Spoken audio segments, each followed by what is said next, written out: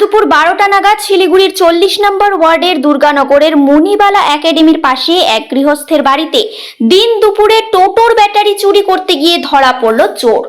ঘটনার বিবরণে জানা গিয়েছে, শিলিগুড়ির আশরফ নগরের মোহাম্মদ আমির দুর্গানগরের মামুনি ব্যানার্জির বাড়িতে গিয়ে প্রথমে জিজ্ঞেস করে তাদের টোটো ভাড়ায় খাটাবে কিনা। সেই সময় মামুনি ব্যানার্জি না বলে দিয়ে ঘরের ভেতর চলে যান। বাড়ির সামনেই রাখা ছিল টোটোটি।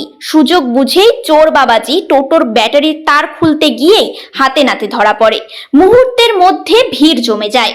উত্তেজিত জনতা হালকা উত্তম মধ্যমও দেয় তাকে।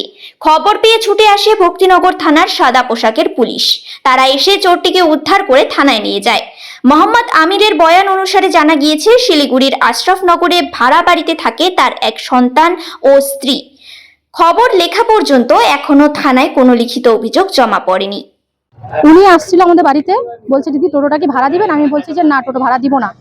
তো ওখানে দাঁড়ায় ছিল অনেকক্ষণ ধরে, মানে 2 সেকেন্ড 5-10 সেকেন্ড ধরে দাঁড়ায় আছে। পরিষ্কার কথা বলছিল। হ্যাঁ, পরিষ্কারই কথা বলতেছে, এরকম ছিল না, নরমাল এরকম এক নরমাল ছিল না, পরিষ্কারই বলছে। না, ওরকম ছিল না। আইসা আমাকে বলছে, আমি কি না টোটো আমি ভাড়া দিব না, টোটোটা আমার বাবা নিয়ে যাবে। তো উনি ওখানেই দাঁড়ায় আছে। তা আমি আবার মাথা উঠায় দেখলাম যে ওখানে দাঁড়ায় আছে কেন।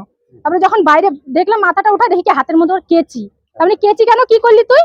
বলে কি কিছু করি নাই। তারপরে যখনই বের হচ্ছিল তখনই আমি ওকে ধরছি। ধরার পর দেখি কি এটা জামের ভিতরে ঢুকায় রাখছে, এটা বের করছে। কোনো টোটোটা চুরি করতে আসছিল।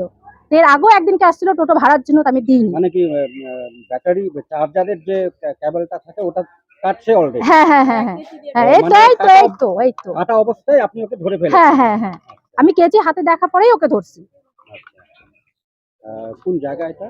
এটা হলো বাদঝার মোড়, দুর্গানগর। আমার নাম মামুনি ব্যানার্জি।